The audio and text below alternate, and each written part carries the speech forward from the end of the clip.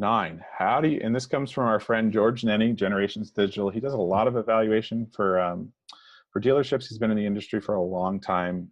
He's definitely a recognized and knowledgeable person. Yeah, he's quite sharp.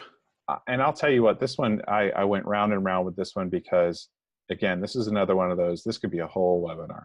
And it's definitely a hot topic in the industry. How do you track shopping engagement in addition to lead tracking? So 76% of people who bought a car in 2017 never submitted a form lead. This is according to a study done by Google with end-to-end automotive shoppers. What does that mean? That means that 24% all through their purchase process or their path to purchase actually did fill out a lead. So another 76% were looking at everything that they could online without ever identifying themselves.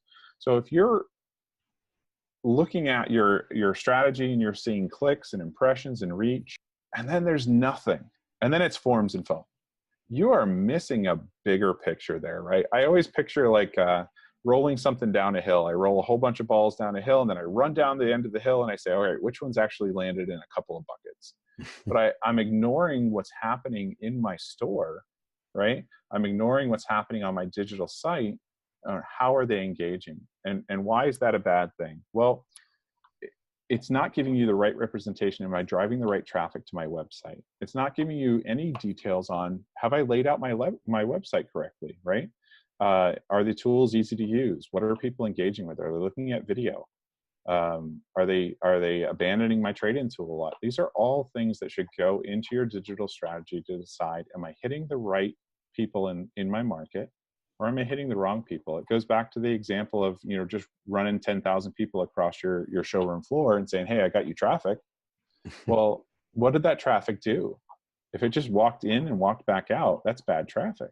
And I'd rather have the 2,000 people walk through my dealership, and 2 of them looked at, you know, the video that I had running in the service department, and you know, 1,000 of them were looking at vehicles, and you know, I saw 500 of them looking at the sticker and doing some math in their head. That's the kind of thing you need to find out about your website. If you're not finding that out, there's two pretty pivotal things that are happening. One, you're not evaluating or getting better traffic to your site because you're not looking at it. And then number 2, you're not getting valuable data back on how your website's performing, right? So if you have something that's a blocker for customers that are not engaging with it, it's important to know that. It's important to know how they're using your website, because that is your digital store. And if there's a blocker for them, they're jumping back, they're back paging, they're doing another Google search, and they're ending up on somebody else's site. That's business that you're losing midway down the funnel, that you just don't know about until you start filling in that gap. So what's the net on that? Ask them today, what other engagements are we tracking and why? You might agree, you might disagree, but it'll start, again, that important conversation. Hey, I'm more interested in this. And they say to you, okay, great. What we've seen is this, but let's set that tracking up. I will set the tracking up. Hey, we're tracking video engagement and you don't have any videos on your site.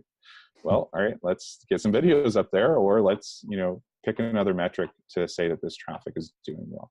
Yeah, so, and we touched on this a little bit. What even is engagement? Well, engagement and conversions even are what you decide that they are, right? They have to be agreed upon. If I said that a VDP page view was a conversion, and my tool just sends VDP page views, I would say, hey, guess what?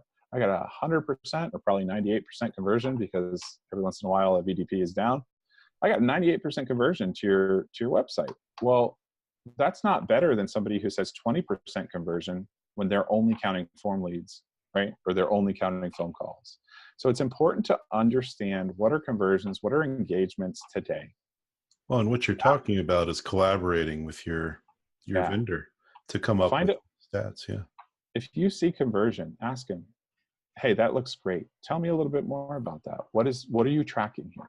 That should be front and center, because that makes a difference, right? So amount of video plays, trade-in tool abandonment is one I kind of like, because it shows that people are interested and they're in market, and they probably want to know what their trade's worth, but they just didn't want to give you their email.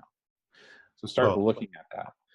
And as maybe an 11th question, if you are in this this collaborative conversation with your vendor, and they are proposing a KPI or a stat to follow, ask why.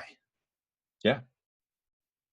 And don't be afraid to say, hey, I'm really interested in, X metric. I'm interested in something you're not showing me. Can we get that?